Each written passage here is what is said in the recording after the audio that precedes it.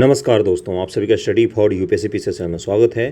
आज तारीख है 3 अगस्त 2023 ईस्वी और आज का न्यूज़पेपर डिस्कशन वीडियो है ये। आज क्या क्या पढ़ेंगे हम लोग। बहुत सारा हिंदू मुस्लिम को लेकर दंगा फसाद हो रहा है देश भर में, तो हेट न्यूज़ को लेकर कुछ सुप्रीम कोर्ट ने कमेंट किया है, उसको पढ़ेंगे हम लोग। इंटरनेट शटडाउन की बात हो रही है, बहुत सारी जगहों पर इंटरनेट को बंद कर दिया गया है। ख़ास तौर से गुड़गांव का इलाका, नूह का इलाका, गुड़गांव के ठीक बगल नूह जगह है, राजस्थान का भरतपुर, अलवर, इन सभी जगहों पर यूपी और हरियाणा का बॉर्डर भी सील किया गया, इंटरनेट बंद किया गया कई सारे जगहों पर। तो इंटरनेट को बंद करने को लेकर कुछ दिन पहले बिहार के दरभंगा में भी इंटरनेट को बंद किया गया था। तो इसको लेकर क्या प्रावधान है, क्या क्या सुप्रीम कोर्ट ने कमेंट किया हुआ है और विश्व भर में किस प्रकार की हमारी स्थिति है इंटरनेट को शटडाउन को लेकर, इसको भी हम लोग चर्चा करेंगे। इस पर भी देखेंगे क्या क्या फैक्ट है उससे जुड़ा हुआ। इसके अलावा यूपीएससी से जुड़ा हुआ भी एक न्यूज़ है।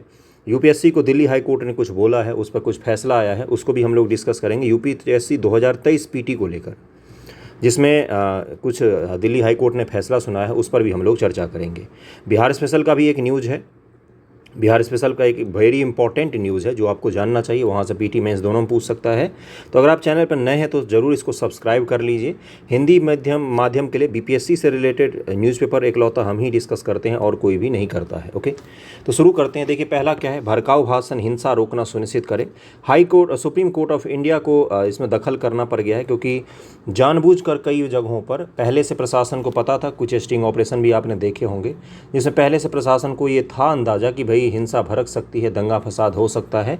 मेवात का इलाका है और हरियाणा का नूह का इलाका है, इन सभी जगहों पर क्या हो रहा है तो दंगा फसाद हुआ था। गुड़गांव में इंटरनेट को बंद करना पड़ गया, 144 लागू करना पड़ गया। तो इन चीज़ों को लेकर बात करेंगे थोड़ा सा। देखिए क्या है, हरियाणा के नूह और कुछ अन्य हिस्सों में सांप्रदायिक झड़प के दौरान लोगों के जान जाने के बाद सुप्रीम कोर्ट ने बुधवार को संवेदनशील इलाकों में सुरक्षाकर्मियों की तैनाती बढ़ाने और भड़काऊ भाषण हेट स्पीच पर रोक लगाने के लिए बोल। हेट स्पीच क्या होता है और क्या क्या इससे जुड़ा हुआ प्रावधान है, हमारे संविधान में किस तरह से हेट स्पीच को लेकर यह हमारे भारत सरकार के द्वारा कौन से एक्ट बनाए गए हैं या गाइडलाइन जारी किया गया है, इसको थोड़ा सा देख लेते हैं। यहाँ से सवाल आपसे पूछा जा सकता है। ओके, क्या है न्यूज़, देखिए कि हाल ही में भारत में हेट स्पीच और ईस्ट निंदा से संबंधित मामलों में वृद्धि हुई है। ईस्ट निंदा क्या होता है, किसी एक धर्म के लोगों के द्वारा दूसरे धर्म के ईस्ट होते हैं, भगवान होते हैं, ईश्वर होते हैं, गॉड होते हैं, उनकी आलोचना करना या किसी दूसरे धर्म की आलोचना करना। और आलोचना सामान्य शब्दों में की जाए तो थोड़ा सा सही भी रहता है, लेकिन कई बार वो अपवित्र करने तक और भड़काने तक पहुंच जाती है, उसी को ईस्ट निंदा की श्रेणी में लाया जाता है। ओके, भारत के विधि आयोग लॉ कमीशन की 267वीं रिपोर्ट, देखिए लॉ कमीशन का ये रिपोर्ट है, ये रेफरेंस पॉइंट के तौर पर आप यूज कर सकते हैं। में हेट स्पीच को मुख्य रूप से नस्ल, जातीयता, लिंग, यौन, धार्मिक विश्वास आदि के खिलाफ घृणा को उकसाने के रूप में देखा गया है। जो विधि आयोग ने हेट स्पीच की परिभाषा बताई है उसमें सिर्फ धर्म नहीं है, धर्म के अलावा क्या क्या है, मुख्य रूप से नस्ल, जातीयता। जैसे नस्ल को लेकर भी कहाँ पर हिंसा हो रहा है तो मणिपुर अपना जो राज्य है उसमें बहुत ज़्यादा नस्ल को लेकर हिंसा हो रहा है और जातीयता को लेकर हिंसा हो रहा है। लिंग, महिलाओं के खिलाफ या पुरुषों के खिलाफ, इसमें भी हेट स्पीच में उसको शामिल किया जाता है। यौन, धार्मिक विश्वास आदि के खिलाफ घृणा को उकसाने के रूप में देखा जाता है। ये विधि आयोग का है डेफिनेशन है, तो इसको ध्यान में रखिएगा। इस प्रकार हेट स्पीच कोई भी लिखित या मौखिक शब्द, संकेत किसी व्यक्ति को सुनने या देखने से भय या डराना या हिंसा के लिए उकसाने का प्रतिनिधित्व ही क्या कहलाता है, हेट स्पीच कहलाता है। ओके, अब हेट स्पीच से जुड़ा हुआ कुछ आंकड़ा है, इसको भी देख लीजिए। संबंधित डेटा क्या है, राष्ट्रीय अपराध रिकॉर्ड ब्यूरो एनसीआरबी के अनुसार समाज में हेट स्पीच को बढ़ावा देने और सहिष्णुता को बढ़ावा देने वाले दर्ज मामलों में वृद्धि हुई है। एनसीआरबी ने बताया है कि जो हेट स्पीच को लेकर जो मामले हैं वो बहुत ही ज़्यादा बढ़ रहे हैं। आपने सुना होगा ये ऐसे कैसे कहीं पर भी कोई इंस्टाग्राम से लेकर यूट्यूब से लेकर फेसबुक, हर जगह हेट स्पीच से भरा पड़ा है। भोजपुरी इंडस्ट्री में कुछ दिन पहले हुआ था, एक दूसरे जो समुदाय के लोग हैं एक दूसरे जाति के गायक और कलाकारों को टारगेट कर रहे थे। तो हेट स्पीच तो अपने चारों तरफ दिखता ही होगा, उसके बताने की ज़रूरत तो है नहीं। वर्ष 2014 में केवल 323 मामले थे, 2014 में 323, 2020 में बढ़कर 1804 हो गया है। 2023 का आंकड़ा तो और भी भयावह आने वाला है, चिंता मत कीजिए। अगले साल चुनाव है तो हेट स्पीच बढ़ेंगे ही, कम नहीं होंगे। इस निंदा संबंधित विनियम क्या है, भारतीय दंड संहिता की धारा 295 किसी भी भाषण, लेख या संकेत को दंडित करती है जो पूर्व नियोजित और दुर्भावनापूर्ण इरादे से नागरिकों के धर्म या धार्मिक विश्वास का अपमान करते हैं। इसके 2 या फिर अधिकतम 3 साल के सजा व आर्थिक दंड का भी प्रावधान इसमें किया गया है। सर्वोच्च न्यायालय की व्याख्या को भी समझ लीजिए। रामजी लाल मोदी मामला 1957 1957 में। इस मामले में सर्वोच्च न्यायालय के 5 न्यायाधीशों के बेंच ने धारा 295(a) की वैधता की पुष्टि की थी। सर्वोच्च न्यायालय ने तर्क दिया कि अनुच्छेद 19(2) सार्वजनिक व्यवस्था के लिए भाषण और व्यक्ति की स्वतंत्रता पर युक्त निर्बंधन की भी अनुमति देता है। 19 आर्टिकल 19(1) ए में आपको ए में क्या है, 19(1) में क्या है, 19(1) में आपका प्रावधान दिया गया है अलग अलग स्वतंत्रताओं से संबंधित, अभिव्यक्ति की स्वतंत्रता और बाकी जो बहुत सारी स्वतंत्रता उसकी दी गई। लेकिन 19(2) में क्या है, इस पर तर्कपूर्वक प्रतिबंध भी लगाया गया है कि ये सब कुछ स्वतंत्रता जो होती है वो हमेशा शर्तों के साथ आती है। आपके स्वतंत्रता दी जा रही है लेकिन उसमें कुछ शर्तें निहित होंगी। आप कुछ भी नहीं कर सकते हैं, कुछ भी नहीं बोल सकते हैं, किसी को भी कुछ भी नहीं कह सकते। ये क्या होता है, ये निर्बंधन उस पर आरोपित किया गया है। तो ये 19(2) में इसकी व्यवस्था की गई है संविधान में। धारा 295(a) के तहत इस निंदा के गंभीर रूप से संबंधित है जो किसी वर्ग के धार्मिक संवेदनाओं को ठेस पहुंचाने के दुर्भावनापूर्ण उद्देश्य से की जाती है। अधीक्षक केंद्रीय कारागार फतेहगढ़ बनाम राम मनोहर लोहिया मामला 1960। इसमें कहा गया कि दिए गए भाषण और इसके परिणाम स्वरूप होने वाले किसी भी सार्वजनिक अव्यवस्था के बीच की कड़ी का आईपीसी की धारा 295 के बीच में घनिष्ठ संबंध है। इसके अलावा 2011 में यह निष्कर्ष निकाला गया कि केवल भाषण जो आसन्न गैरकानूनी कार्रवाई के लिए उकसाने के बराबर है को दंडित किया जा सकता है। केवल उकसाने के लिए अगर आप भाषणबाजी करेंगे तो आपको दंडित किया जा सकता है। बहुत सारे जगहों पर यह भाषणबाजी किया जाता है। इलेक्ट्रॉनिक मीडिया से लेकर न्यूज़ चैनल के एंकर तक कई बार हेट स्पीच का उपयोग करते रहते हैं उकसाने के लिए। यानी यह व्यक्ति को दबाने के औचित्य के रूप में सार्वजनिक अशांति का उपयोग करने से पहले राज्य को एक उपकरण मिलना चाहिए। इस निंदा हेट स्पीच कानून के बीच अंतर की आवश्यकता भी है। बहुत व्यापक व्याख्या है इसका। देखिए 295 की उन्होंने व्याख्या किया है जो हमारे काम का नहीं है। बस हमें पता होना चाहिए कि इस निंदा और जो आपका हेट स्पीच है इसके खिलाफ कुछ प्रावधान किए गए हैं। सुप्रीम कोर्ट के कुछ मामलों को ध्यान में रखिएगा। बाकी आईपीसी में हमें नहीं पढ़ना है, सीआरपीसी में हमें नहीं पढ़ना है। ओके, कानूनों में स्पष्टता की कमी को मैं बता देता हूँ। उसके बाद मैं आज का आपको आर्टिकल बताऊँगा। जो आज का आर्टिकल किससे जुड़ा हुआ है, इंटरनेट शटडाउन से जुड़ा हुआ है। दुर्भाग्यपूर्वक भारत इंटरनेट शटडाउन की रैंकिंग में दुनिया में नंबर 1 है। जहाँ पर सबसे ज़्यादा इंटरनेट शटडाउन किया जाता है उसमें हम दुनिया में नंबर 1 हैं। हमारे यहाँ सबसे अधिक इंटरनेट शटडाउन की घटनाएं देखी जाती है। और इंटरनेट शटडाउन जो है वो सामाजिक, आर्थिक, राजनीतिक सभी गतिविधियों को प्रभावित करती है। हम लोग उस पर भी चलेंगे। देखिए क्या है, हेट स्पीच कानून धर्म की आलोचना करने या उसका उपहास करने और अपने विश्वास के कारण व्यक्तियों और समुदायों के प्रति पूर्वाग्रह या आक्रामकता को प्रोत्साहित करने के बीच महत्वपूर्ण अंतर पर आधारित है। दुर्भाग्य से इस स्पष्टीकरण और वास्तविक शब्दों के बीच एक बड़ी असमानता है जिसके कारण प्रशासन के सभी स्तरों पर कानून का भी शोषण किया जा रहा है। मतलब ये बोल रहे हैं कि हेट स्पीच को अभी भी हम स्पीच से अलग नहीं कर पाए हैं। हमारे पास उस तरह का संपूर्ण रूप से स्पष्ट परिभाषा नहीं है जिसके आधार पर हम ये तय कर सकें कि कई बार कि ये हेट स्पीच में इसको लाएं भी या ना लाएं। इसके कारण से क्या करते हैं, सरकार अपने विचारधारा के लोगों को अरेस्ट करने से बचती है। कानून का सहारा लेकर, कानून की कमजोरी का फ़ायदा उठाकर अपने लिए उसका उपयोग करती है और नागरिकों का शोषण होता है मानसिक तौर पर हेट स्पीच से। ये स्पष्ट है। अगले टॉपिक पर हम लोग चलते हैं। आज का आर्टिकल डिस्कस करते हैं। क्या है, इंडियन एक्सप्रेस का ये आर्टिकल है, digital blackout A shadow of internet shutdown. Internet shutdown से जुड़ा हुआ, डिजिटल ब्लैकआउट से जुड़ा हुआ ये आर्टिकल है। क्या होता है ये, किस प्रकार से काम करता है और ये किस प्रकार से हमें प्रभावित करता है, इस चीज़ पर आप फोकस रखिएगा। इसमें आपसे इससे जुड़े हुए सवाल पूछे जा सकते हैं। यूपीएससी वालों ने मेंस में इसको पूछा है, आपसे भी ये पूछा जा सकता है। इंटरनेट शटडाउन इंटरनेट या इलेक्ट्रॉनिक संचार में जानबूझकर लागू किया गया व्यवधान है। कुछ समय पहले आपने देखा होगा कहीं पर भी छोटा मोटा भी दंगा फसाद होता है तो झट से इंटरनेट को शट डाउन कर देते हैं। क्या ये प्रशासन की मजबूरी होती है? क्या इसके दोनों पक्ष हमें नहीं जानने चाहिए? क्या प्रशासन ये बंद करके सही करती है? कई बार तो सही होता है क्योंकि अफवाह फैलते इंटरनेट पर देर नहीं लगती है। एक सेकंड में कोई एक वीडियो फैलने से जगह जगह पर हिंसा भड़क जाती है। नूह में भी वही हुआ, एक वीडियो फैलने से जगह जगह पर हिंसा भड़क गई थी। ये इंटरनेट क्या सच में इसको शट डाउन करना चाहिए या कोई और भी उपाय हो सकता है? अगर आप ऑफिसर रहेंगे तो आप कौन सा उपाय निकालेंगे? इंटरनेट शटडाउन को अगर आपको नहीं करना है तो कौन सा उपाय आप निकाल सकते हैं? सोचिएगा जरा। क्या है जो उन्हें किसी विशिष्ट आबादी के लिए किसी स्थान के भीतर अनुपलब्ध या प्रभावी रूप से अनुपयोगी बना देता है। ऐसा प्रायः सूचना के प्रवाह पर नियंत्रण स्थापित करने के लिए किया जाता है। ये मोबाइल इंटरनेट, ब्रॉडबैंड इंटरनेट या दोनों को ही प्रभावित कर सकते हैं। मणिपुर में इंटरनेट शटडाउन लागू होने के लगभग 3 माह बाद भी राज्य के निवासियों को अभी तक इंटरनेट तक प्रतिबंधित और बाधित पहुंच की स्थिति का सामना करना पड़ रहा है। इंटरनेट प्रतिबंध कई तरहों से किया जाता है। जैसे मान लीजिए एक तो होता है पूरी ब्लैकआउट, बंद ही कर दिया जाए, इंटरनेट की सेवा ही समाप्त कर दी जाए। दूसरा क्या होता है, स्पीड लिमिट कर दो, जैसे 200 kb पर सेकंड पर ला दीजिए या 60 kb तक ला दीजिए। आपने इंटरनेट बंद भी नहीं किया लेकिन ये किसी काम का भी नहीं रहा। आप इस पर कुछ भी अपलोड भी नहीं कर सकते, वीडियो वगैरह पर अपलोड करना मुश्किल हो जाएगा और क्या होगा, एक मैसेज भेजने में भी थोड़ी सी कठिनाई हो सकती है। और इंटरनेट चालू भी है, या तो कई बार क्या किया जाता है, सिर्फ और सिर्फ सोशल मीडिया के जो एप्लीकेशन होते हैं उन पर प्रतिबंध लगा दिया जाता है। जैसे फेसबुक को रोक दिया गया, जैसे ट्विटर को उस एरिया में बंद कर दिया गया, इंस्टाग्राम बंद कर दिया गया, यूट्यूब बंद कर दिया गया। ये सब से क्या होता है, सोशल मीडिया पर रोक लग गया। तो जो संचार के माध्यम से जो वीडियो फैलाने की कोशिश हो सकती है, ऑडियो फैलाने की कोशिश हो सकती है, उस पर रोक लगाया जा सकता है। एक तो होता है संपूर्ण रूप से ब्लैकआउट। अब सोशल मीडिया पर सिर्फ रोक लगाएंगे तो क्या होगा कि बाकी कार्यक्रम जो है, जैसे फ्लिपकार्ट हो गया, अमेजन हो गया, या फिर जो ऑनलाइन उबर ओला चलते हैं, जो व्यवसाय चलते हैं, ये सब चालू रहेगा। लेकिन क्या उससे इकोनॉमी का नुकसान नहीं पहुंचेगा? कुछ हद तक तो नुकसान पहुंचेगा ही। तो ये अलग अलग तरीके के शटडाउन किए जाते हैं, इसको भी आप ध्यान में रखेंगे।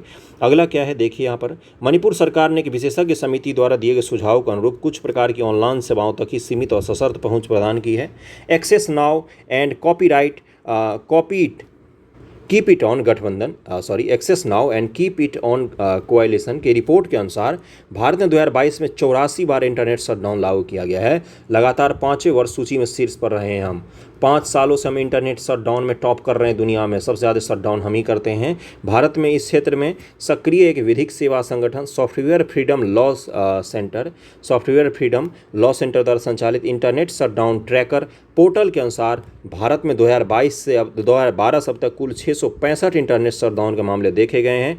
इनमें 50% से अधिक शटडाउन वर्ष 2019 के बाद से 50% से अधिक शटडाउन हुए हैं। मोदी जी के दूसरे कार्यकाल में इंटरनेट शटडाउन अधिक हुए हैं।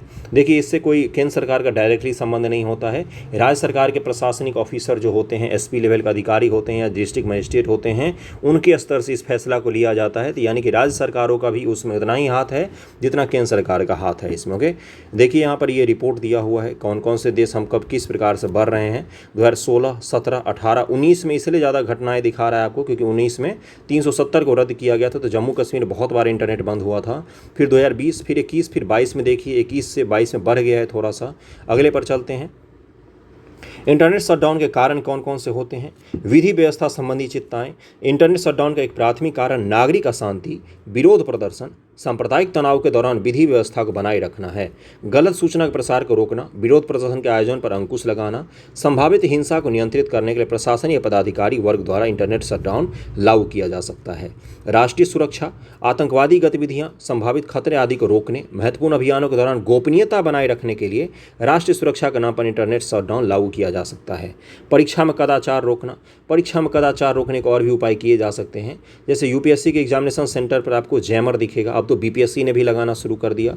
लगभग सभी आयोग इस पर जैमर लगाती है, लेकिन इसका ये कतई मतलब नहीं है कि इंटरनेट को शटडाउन कर दिया जाना चाहिए। जैमर अलग होता है, इंटरनेट शटडाउन अलग होता है। ओके, हेट स्पीच और फेक न्यूज़ पर अंकुश लगाना, यही मामले के कारण अभी दंगा फसाद के में क्या होता है कि इंटरनेट पर शटडाउन लगाया तो हेट स्पीच, अफवाह, फेक न्यूज़ पर नियंत्रण के लिए इंटरनेट शटडाउन का आदेश दे सकती है। अफवाह मूवी को देखिएगा, अगर फुर्सत मिले आपको तो देख सकते हैं। बहुत ही बेहतरीन तरीके से इन्होंने बताया कि इंटरनेट किस प्रकार से दंगा फसाद करवाती है और किस प्रकार से उसका उपयोग किया जा रहा है। सार्वजनिक सुरक्षा संबंधी चिंताएं भी होती हैं। संचार चैनलों को प्रबंधित करने और दहशत या गलत सूचना के प्रसार पर नियंत्रण के लिए प्राकृतिक आपदाओं या आपात स्थिति के दौरान इंटरनेट शटडाउन लागू किया जा सकता है। सोशल मीडिया पर नियंत्रण करने के लिए लागू किया जा सकता है। देखिए, प्रसार को नियंत्रित करने, गोपनीयता और सुरक्षा संबंधी चिंताओं को हल करने के उद्देश्य विशेष मीडिया मंच या ऐप्स को शटडाउन किया जा सकता है।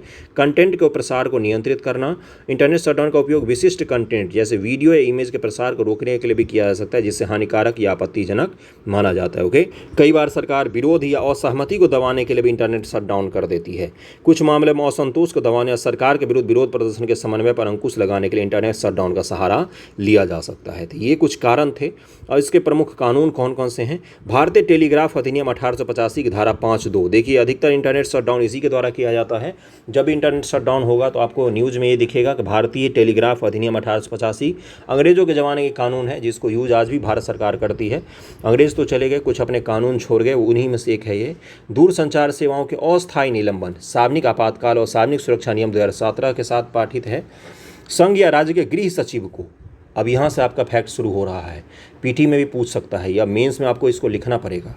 ये नियम संघ या राज्य सरकार के गृह सचिव जो होते हैं को सार्वजनिक आपातकाल या सार्वजनिक सुरक्षा के मामले में किसी भी टेलीग्राफ सेवा, इंटरनेट सहित को निलंबित करने का आदेश देने की अनुमति देता है। किसको? गृह सचिव वगैरह को ये अनुमति है। ऐसे आदेश की एक समिति द्वारा 5 दिनों के अंदर समीक्षा की जानी चाहिए या 15 दिनों से अधिक तक लागू नहीं रह सकता।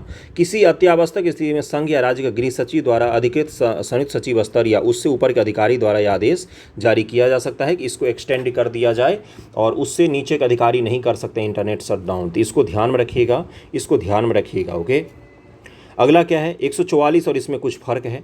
यह धारा 144 की बात हो रही है। यह जिला मजिस्ट्रेट और सब डिविजनल मजिस्ट्रेट एसडीएम और डीएम, एसडीएम जो आप बनना चाहते हैं, एसडीएम और डीएम कौन हो, यूपीएससी पास करके जो बनते हैं, या किसी अन्य कार्यकारी मजिस्ट्रेट जिसे राज्य सरकार द्वारा विशेष शक्ति सौंपी गई हो को सार्वजनिक शांति में किसी उपद्रव या गड़बड़ी से बचाव या उस पर रोक के लिए आदेश जारी कर सकते हैं और 144 को लागू किया जा सकता है। जैसे अभी बहुत सारे गुड़गांव के इलाकों में 144 को लागू किया गया। क्यों किया गया है कि वहाँ पर 5 लोग, 6 लोग, 7 लोग इकट्ठे नहीं हो सकते, आप वार्तालाप नहीं कर सकते, सरेआम सड़क पर ग्रुप बना कर घूम नहीं सकते, इन सब चीज़ों को रोका गया है। ओके, ऐसे आदेश में किसी क्षेत्र विशेष में कि निश्चित अवधि के लिए इंटरनेट सेवाओं का निलंबन शामिल हो सकता है।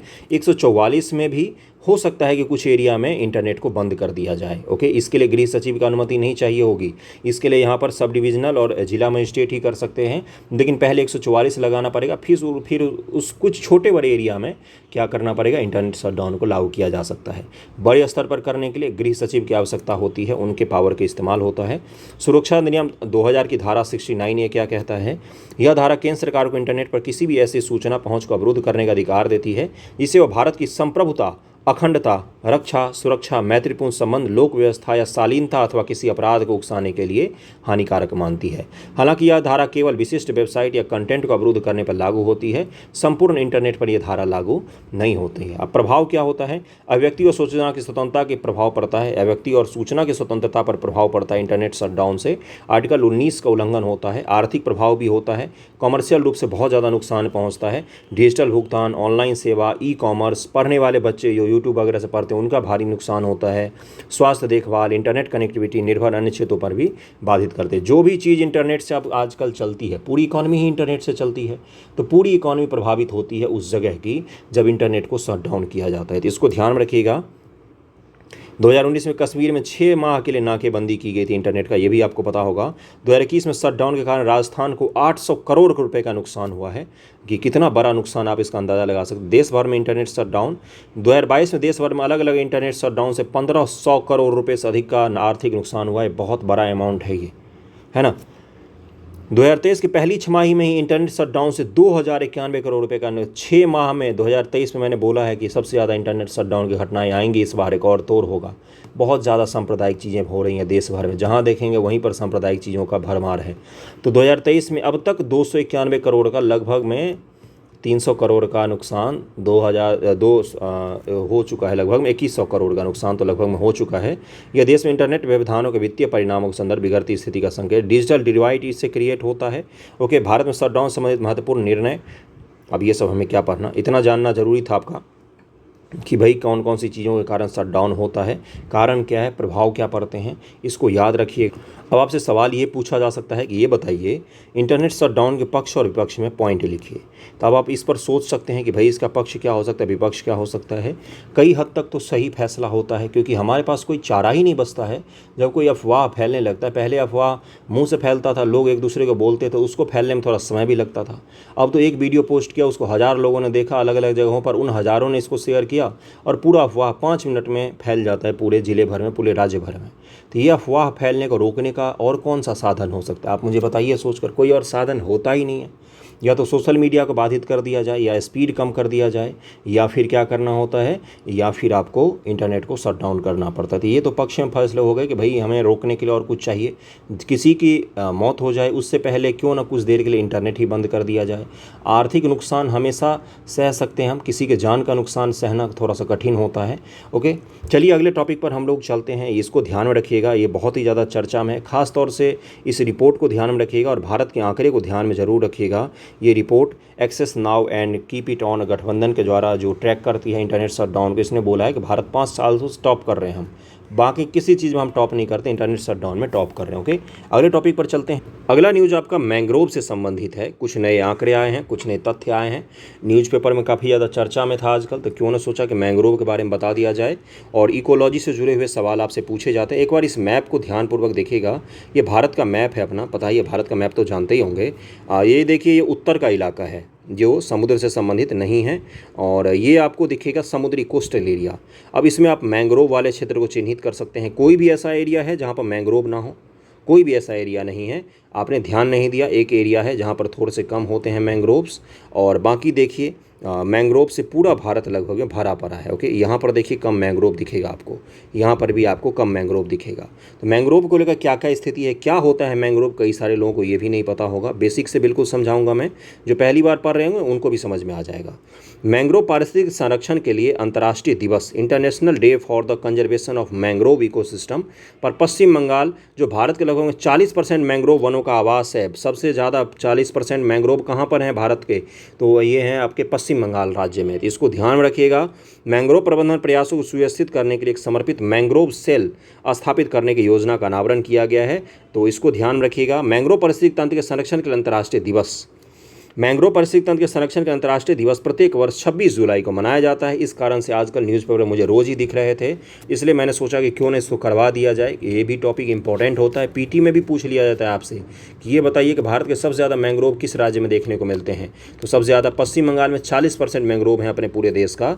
इसका उद्देश्य एक अद्वितीय, विशेष व कमजोर पारिस्थितिक तंत्र के रूप में मैंग्रोव पारिस्थितिक प्रणाली के महत्व के बारे में जागरूकता बढ़ाना, उनके अस्थायी प्रबंधन, संरक्षण और उपयोग के लिए समाधान को बढ़ावा देना।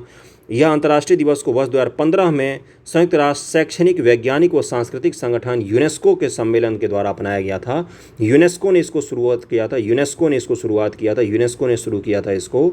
और मैंग्रोव बहुत सारी चीज़ों से हमारी रक्षा करता है, जैसे चक्रवात वगैरह में, सुनामी वगैरह में, जो समुद्र का जल बहुत तेज़ी से भारत की तरफ या स्थल की तरफ आते हैं, तो उसको गति को धीमा करके ये लोगों के जान माल को हानि को भी कम करता है, और बहुत ही बड़ा इकोलॉजिकल इन्वायरमेंट भी क्रिएट करता है, जहाँ पर बहुत सारे जीव जंतु, पशु पक्षी, उनका आवास होता है, भोजन मिलता है उनको। ओके, तो ये दोनों तरीके से हमारी रक्षा करता है, प्राकृतिक आपदा से भी और पर्यावरण को भी रक्षित करता है ये। भारत में मैंग्रोव की स्थिति क्या है? मैंग्रोव उष्णकटिबंधीय और उपोष्णकटिबंधीय क्षेत्र में पाए जाने वाले एक अद्वितीय तटीय पारिस्थितिक तंत्र है। तट पर पाए जाते हैं और उष्ण और उपोष्ण कटिबंध में पाए जाते हैं। क्या आर्कटिक क्षेत्र में मैंग्रोव देखने को मिल सकता है आपको, या बिल्कुल शीतोष्ण वाले क्षेत्र में देखने को मिल सकता है? शीत कटिबंध में मिल सकता है क्या? नहीं। ओके, ये नमक सहिष्णु वृक्ष, यानी कि खारे पानी को सह सकने वाले बहुत कम वृक्ष होते हैं। ये वैसे पौधे होते हैं, नमक को सह लेते हैं ये। ओके, झाड़ियों के घने वन, अंतरजारीय क्षेत्र जहाँ भूमि और समुद्र मिलते हैं में विकसित होते हैं। सुंदरवन जो है ये दुनिया का सबसे बड़ा मैंग्रोव इलाकों में से एक है। इन पारिस्थितिक तंत्रों की विशेषता खारे पानी, ज्वारीय विविधता, कीचड़ युक्त, ऑक्सीजन रहित मृदा जैसी कठोर परिस्थितियों का सामना करने की क्षमता होती है।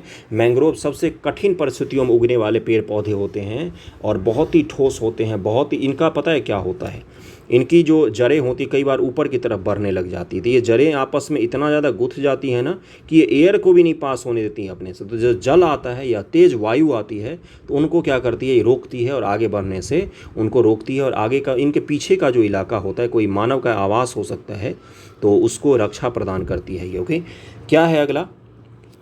इन पारिस्थितिक तंत्रों की विशेषता खारे पानी, ज्वारीय विविधता, कीचड़युक्त, और ये सब मैंने पढ़ दिया। विशेषताएं और क्या क्या होती है देखिए यहाँ पर।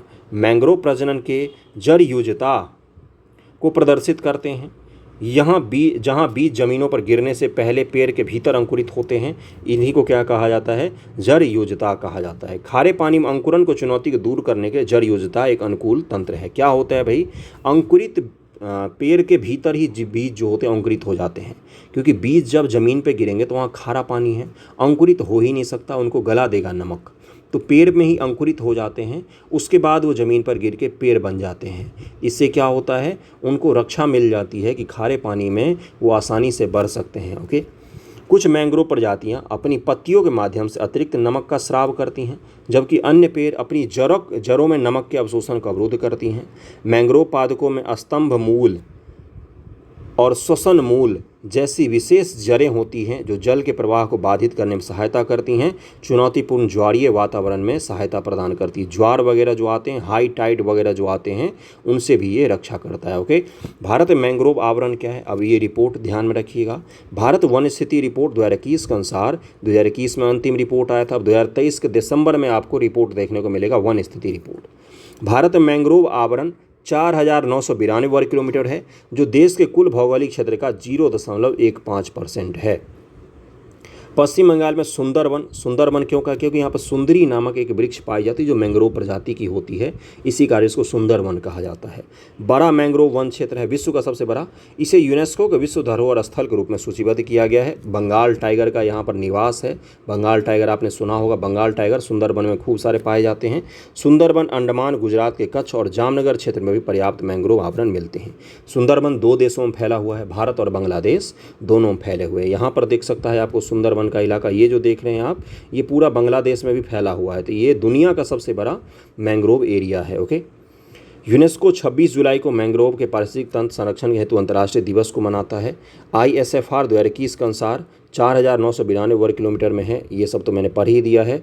अगले पर चलते हैं, अगला क्या है, देखिए यहाँ पर क्या लिखा हुआ है। सुंदरवन विश्व का पहला मैंग्रोव वन है, जिसे सबसे पहले 1892 में वैज्ञानिक प्रबंधन के अधीन लाया गया था। ओके, जैव विविधता संरक्षण, मैंग्रोव विभिन्न प्रकार के पादपों और जीवों की प्रजाति को आवास प्रदान करते हैं। अभी मैंने बताया आपको, जो विभिन्न सागरीय और स्थलीय जीव के प्रजनन, संवर्धन और चारागाह के रूप में भी काम करते हैं। उदाहरण के लिए सुंदरवन में royal Bengal tiger, Irrawaddy dolphin, UPSC इसके बारे में पूछ चुकी है, रिसिस मकॉक, तेंदुआ, छोटे भारतीय कस्तूरी बिलाव निवास करते हैं। कहाँ पर, तो सुंदरवन के इलाकों में। ओके, तटीय संरक्षण, मैंग्रोव तटीय अपर्दन, जो तट का अपर्दन होता है, समुद्र क्या करती है, स्थल को धीरे धीरे काटती रहती है, उसको रोकने का काम कौन करता है, तो मैंग्रोव करता है। तूफान, सुनामी के प्राकृतिक बफर के रूप में काम करते हैं ये, और बहुत सारे सुनामी को धीरे कर देते हैं या रोकते हैं, जिससे क्या होता है, मानव आबादी प्रभावित नहीं होती है।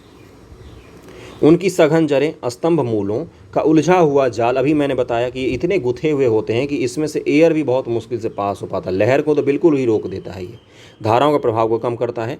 तूफान और चक्रवात के दौरान मैंग्रोव उनकी ऊर्जा को अवशोषित व नष्ट कर सकते हैं, जिससे अंतर्देशीय क्षेत्र मानवीय बस्तियों को विनाश से बचाया जा सकता है। कार्बन पृथक्करण भी करते हैं। मत्स्य पालन और आजीविका का भी स्रोत होते हैं। जल की गुणवत्ता में भी सुधार करते हैं ये। पर्यटन और मनोरंजन के लिए भी इनका उपयोग होता है, बहुत सारे जगहों पर लोग घूमने जाते हैं इसमें। चुनौतियाँ क्या हैं, पर्यावास का विखंडन हो रहा है, कृषि, शहरीकरण, जलीय कृषि, बुनियादी ढांचे के विकास सहित अनेक चीज़ों के लिए इनका दोहन हो रहा है, इनको काट के ख़त्म किया जा रहा है और इससे नुकसान भी होता है।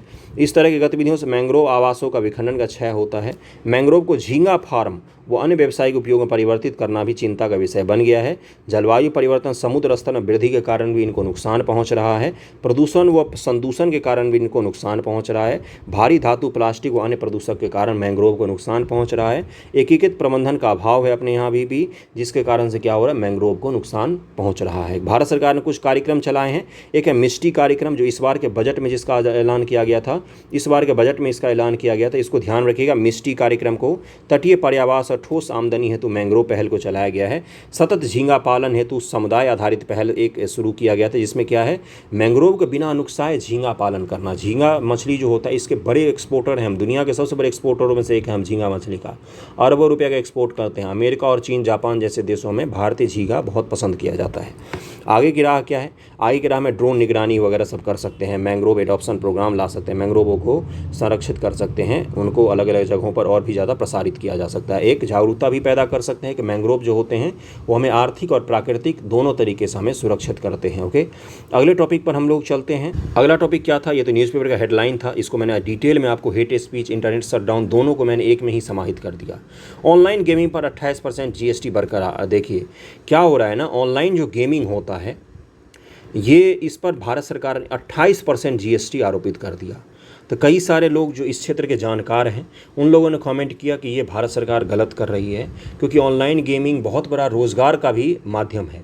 जब ऑनलाइन गेमिंग महंगा हो जाएगा तो उसकी डिमांड क्या हो जाएगी, डिमांड जो है वो कम हो जाएगी। डिमांड कम होती थी, क्या होता है, उसका प्रोडक्शन भी कम होगा। प्रोडक्शन कम होगा तो क्या होगा, जो लोगों को उसमें रोज़गार मिला हुआ उस रोज़गार में छटनी शुरू हो जाती थी। इसको लेकर बहुत ही ज़्यादा चर्चा हो रहा है कि ऑनलाइन गेमिंग पर जीएसटी पर जो उसका कम करना चाहिए, लेकिन भारत सरकार ने अभी बोला है कि हम इसको कम नहीं करेंगे। जीएसटी काउंसिल की बुधवार को होने वाली 51वीं बैठक में ऑनलाइन गेमिंग, कैसीनो व हॉर्स रेसिंग पर 28% जीएसटी लगाने के फैसले को कायम रखा गया। यह फैसला आगामी 1 अक्टूबर से लागू होगा। अब तक इन 2 महीनों में केंद्र और राज्य अपने अपने जीएसटी कानून में संशोधन करेंगे। काउंसिलिंग को बैठक में यह भी स्पष्ट किया गया है कि ऑनलाइन गेमिंग पर टैक्स लगाने का मतलब कतई नहीं है कि उसे वैध मान लिया जाए। जीएसटी के प्रावधान के बावजूद कोई राज्य चाहे तो अपने यहाँ ऑनलाइन गेमिंग पर प्रतिबंध लगा सकता है।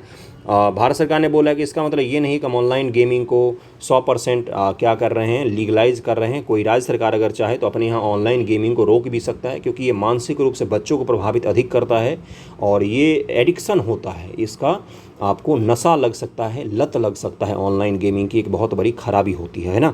तमिलनाडु की तरफ से काउंसिल की बैठक में इस बारे में सवाल उठाया गया था, क्योंकि उसने ऑनलाइन गेमिंग पर प्रतिबंध लगा रखा है। तमिलनाडु गवर्नमेंट ने अपने यहाँ ऑनलाइन गेमिंग पर प्रतिबंध लगा रखा है, इसलिए उसने बोला कि हम इस पर कैसे टैक्स लगाएं जब हमने प्रतिबंधित ही कर रखा। तो भारत सरकार ने बोला कि आप इसको प्रतिबंधित करके ही रखिए, कोई ऐसा ज़रूरी नहीं है कि हमने इसको लीगलाइज कर दिया है। लेकिन कोई अगर खेलेगा या कोई भी राज्य अपने यहाँ इसकी अनुमति देना चाहता है तो उसको 28% पैसा पहले जमा करना पड़ेगा भारत सरकार को, मतलब जीएसटी में जमा करना पड़ेगा। ओके। काउंसिलिंग की 50वीं बैठक में online gaming, horse racing, casino पर 28% जीएसटी लगाने का फैसला लिया गया है। ये मुझे ये बताना था आपको कि ऑनलाइन गेमिंग से अगर जीएसटी लगाया जाता है इसका क्या क्या प्रभाव पड़ सकता है। इसका रोज़गार पर भी प्रभाव पड़ सकता है और जो हमारे आईटी इंडस्ट्री हैं, जो गेमिंग की इंडस्ट्री है, उस पर भी प्रभाव पड़ सकता है। इसका कुछ पॉजिटिव इम्पैक्ट भी होता है। कई बार सरकार क्या करती है, इन चीज़ों पर अधिक जीएसटी लगाकर या टैक्स लगाकर इनसे दूर करना चाहती है लोगों को। जैसे आपने सुना होगा कि बीड़ी पर और सिगरेट पर, तंबाकू पर हर साल टैक्स बढ़ाए ही जाते हैं। 200% तक टैक्स बढ़ा दिया था ताकि महंगे हो। उनके जो आपका डब्बा होता है, सिगरेट का डब्बा होता है, वो पूरा डब्बा ही बेचना लीगलाइज होता है। सिंगल पीस नहीं बेच सकते हैं, लेकिन फिर भी बिकते हैं। तो भारत सरकार जानबूझकर इन चीज़ों का दाम बढ़ाती है, जिससे क्या हो, इनकी लत से दूर हों लोग, खरीदने से बचें। लेकिन लोग तो खरीदते ही हैं, जिनको करना होता है वो तो करते ही हैं। इसको ध्यान में रखिएगा। अगला टॉपिक जो है ये आपका यूपीएससी से संबंधित है। दरअसल में हुआ क्या है, 2023 का जो पीटी का पेपर हुआ वो विवाद थमने का नाम ही नहीं ले रहा है, क्योंकि 2023 का पीटी का पेपर बिल्कुल ही अलग तरीके से आया था। कोई इसका माय बाप ही नहीं था। जिसका हुआ उसको भी नहीं पता क्यों हुआ, जिसका नहीं हुआ उसको भी नहीं पता क्यों नहीं हुआ, जिसका हुआ उसको नहीं पता कि मेरे कौन से सवाल सही हुए, जिसका नहीं हुआ उसको भी नहीं पता मेरा कौन सा सवाल गलत हुआ। कोचिंग वाले अभी तक आंसर नहीं ढूंढ पाए बेचारे, उनका तो और दुर्दिन है। सिविल सेवा परीक्षा 2023 के प्रारंभिक परीक्षा के उत्तर कुंजी अंतिम परिणाम घोषित होने के बाद से ही प्रकाशित करने के संघ लोक सेवा आयोग की निर्णय को चुनौती देने वाली याचिका के विचारणीयता पर दिल्ली हाई कोर्ट ने निर्णय सुरक्षित रख लिया है और जल्द ही इस पर फैसला सुना दिया जाएगा। हुआ क्या है, देखिए, यूपीएससी का अगर आप जानते होंगे एग्जामिनेशन होता है, पीटी का एग्जामिनेशन होता है। पीटी पास करते फिर मेंस देते हैं। मेंस पास करने के बाद इंटरव्यू होगा। इंटरव्यू के बाद जब फाइनल सिलेक्शन हो जाता है, रिजल्ट जारी हो जाता है, रिजल्ट जारी होने के कुछ दिनों बाद, हफ्ता 10 दिन बाद पीटी का आंसर की रिलीज होता है। पीटी एग्जामिनेशन के आंसर की फाइनल सिलेक्शन के बाद रिलीज होता है और मार्कशीट पीटी में जो भी बच्चे फेल हुए या मेंस में जो भी बच्चे फेल हुए उन सब का मार्कशीट भी फाइनल सिलेक्शन के बाद ही रिलीज किया जाता है। इसी को चैलेंज किया गया था कि आप पीटी का कम से कम आंसर की तो पहले दीजिए, ताकि पता तो चले कि हमारा कौन सा सवाल गलत हुआ है, हम अपना जो आगे की तैयारी है उससे रणनीति को सही कर सकें। पॉलिटी में कितने गलत हुए, हिस्ट्री में कितने गलत हुए, कौन से हमारे सवाल गलत हुए हैं। आप आंसर जारी उस समय करते हैं जब फाइनल सिलेक्शन हो जाता है, एग्जामिनेशन का प्रोसेस ख़त्म हो जाता है। इसी चीज़ को लेकर याचिका डाली गई थी। इस पर दिल्ली हाई कोर्ट ने अपना फैसला सुरक्षित रखा है। आने वाले समय में सुनवाई के दौरान आपको इस पर फैसला मिल सकता है। सुनवाई के दौरान याचिकाकर्ता अभ्यर्थियों ने कहा कि उत्तर कुंजी का समय प्रकाशन सार्वजनिक हित में है, क्योंकि इससे उम्मीदवारों को उनकी क्षमताओं का आकलन करने में मदद मिलेगी। न्यायमूर्ति चंद्रधारी सिंह की पीठ ने याचिकाकर्ता को संबंधित अधिकारियों के समक्ष प्रतिवेदन देने की सलाह देते हुए कहा कि यह एक प्रतिष्ठित परीक्षा है, ऐसे में उन्हें पूरी प्रक्रिया में बाधा डालने की अनुमति नहीं दी जा सकती है। और मैं आपको एक चीज़ बताऊं, यूपीएससी ने क्या बोला। यूपीएससी ने बोला कि हमारे परीक्षा प्रोसेस पर केवल और केवल एक ही आदमी, एक ही बोर्ड है जो फैसला ले सकता है कि वो क्या है, तो सेंट्रल एडमिनिस्ट्रेशन ट्रिब्यूनल जो है, कैट जो है, केवल और केवल वही हमारे एग्जामिनेशन प्रोसेस पर फैसला सुना सकते हैं, या कोई भी मामला जो होगा वही केवल हल कर सकते हैं, क्योंकि केवल केंद्रीय प्रशासनिक न्यायाधिकरण के पास आयोग के द्वारा भर्ती से संबंधित मामलों का समाधान करने का सकती है। क्यों? क्योंकि यूपीएससी एक ऑटोनमस बॉडी है। 315 आर्टिकल आपने सुना होगा। 312 में अखिल भारतीय सेवा का गठन की बात की गई है। 315 के द्वारा यूपीएससी को शक्तियाँ दी गई हैं और ये ऑटोनमस बॉडी होती है। इस पर सरकार का डायरेक्टली कुछ नहीं चलता है, ऐसा कहते हैं। चलता तो होगा ही, डायरेक्टली नहीं चलता है ऐसा कहा जाता है। बाकी प्रभाव तो सरकार का होता ही है, अपने मन मुताबिक लोगों को लगाया ही जाता है, ये सबको पता है, इसमें कोई बड़ी बात तो है नहीं। दूसरा एक याचिका लगाया गया था। देखिए यहाँ पर क्या है कि भाई इस बार का जो मेंस का डेफ भरा गया है वो डेफ बहुत ही अलग तरीके से भरवाया गया है। मेंस का फॉर्म में बहुत सारे ऐसी चीज़ों को मांगा गया है जो पहले इंटरव्यू मांगा जाता था, जिसको लेकर कुछ लोगों ने सवाल उठाया कि ये क्यों मांगा जा रहा है ये इन्फॉर्मेशन हमसे, तो लेकिन उस याचिका को खारिज कर दिया गया है। अब देखते हैं इसमें क्या निर्णय आता है क्या नहीं। तो ये भी एक न्यूज़ था जो मुझे आपको बताना था। कैट के बारे में एक बार पढ़ लीजिएगा, नहीं तो अगले लेक्चर मैं ही आपको बता दूंगा। और यूपीएससी से जुड़े हुए जो भी आर्टिकल हैं उसको एक बार ध्यान में रख लीजिएगा। अखिल भारतीय जो सेवा होता है इसको सृजित करने का अधिकार किसके पास है? तो राज्यसभा के पास होता है। राज्यसभा हमेशा अखिल भारतीय सेवाओं का सृजन करती है। जैसे इंडियन जुडिशरी सर्विस जो है ये अभी भी पेंडिंग में ही है, इसको लेकर कोई भी अभी तक सहमति नहीं बन पाई है। इंडियन जुडिशरी सर्विस जो है ये अभी भी शुरू नहीं हो पाई है। ओके, इसको ध्यान रखिएगा। आज का आपका लेक्चर में अब बिहार स्पेशल बाकी है, उसको मैं करवा देता हूँ। बिहार स्पेशल में क्या है देखिए एक बार ध्यान से। बाढ़ एनटीपीसी की चौथी इकाई शुरू होने वाली है। बिहार को मिलने वाले 396 मेगावाट अतिरिक्त बिजली। 1 अगस्त 2023 को एनटीपीसी बाढ़ सुपर थर्मल पावर प्रोजेक्ट के स्टेज 1 के 660 मेगावाट की दूसरी इकाई से वाणिज्यिक बिजली का उत्पादन शुरू हो गया है। इसके साथ ही केंद्र सरकार के द्वारा आवंटन के हिसाब से इस यूनिट से 60% यानी कि 396 मेगावाट अतिरिक्त बिजली की आपूर्ति बिहार को मिलने लगी है। शेष बिजली झारखंड, उड़ीसा, सिक्किम राज्यों को दी जा रही है। बिहार से बिजली उत्पादन करके झारखंड, उड़ीसा और सिक्किम राज्यों को भी दी जाती है और इसमें दूसरे यूनिट को भी शुरू कर दिया गया है। और क्या है कि भाई चौथी इकाई को शुरू किया गया है, चौथी इकाई को, और 396 मेगावाट बिजली का और भी ज़्यादा उत्पादन होगा। प्रमुख बिंदु क्या है? बाढ़ परियोजना कार्यकारी निदेशक असित दत्ता ने बताया कि बाढ़ स्टेज 1 की तीसरी और अंतिम इकाई का काम प्रगति पर है, इससे अगले साल पूरा होने की संभावना है। एनटीपीसी के प्रवक्ता विश्वनाथ चंद्र ने बताया कि बाढ़ प्लांट के स्टेज 1 की दूसरी यूनिट में वाणिज्यिक बिजली उत्पादन शुरू होने के बाद संयंत्र से बिहार को मिलने वाली कुल बिजली का कोटला 1526 मेगावाट से बढ़ाकर 1922 मेगावाट तक पहुंचाया है। बाढ़ super thermal power plant 607 megawatt की अपनी 4 इकाइयों के माध्यम से 2640 मेगावाट का वाणिज्यिक विद्युत उत्पादन करने लगा है, जिससे बिहार को कोटे के मुताबिक 1922 मेगावाट बिजली मिलने लगी है। इसको ध्यान में रखिएगा। एनटीपीसी का संयंत्र है बाग में, किसका है? नेशनल थर्मल पावर कॉर्पोरेशन का है, एनटीपीसी का है। ओके, आज का वीडियो यहीं तक था। कैसा लगा है ज़रूर बताइएगा। बहुत सारी इंपॉर्टेंट न्यूज़ को मैंने कवर किया है। कुछ फीडबैक देना चाहते हैं तो दे सकते हैं। वीडियो को शेयर कर दीजिएगा। थैंक यू सो मच आप सभी का।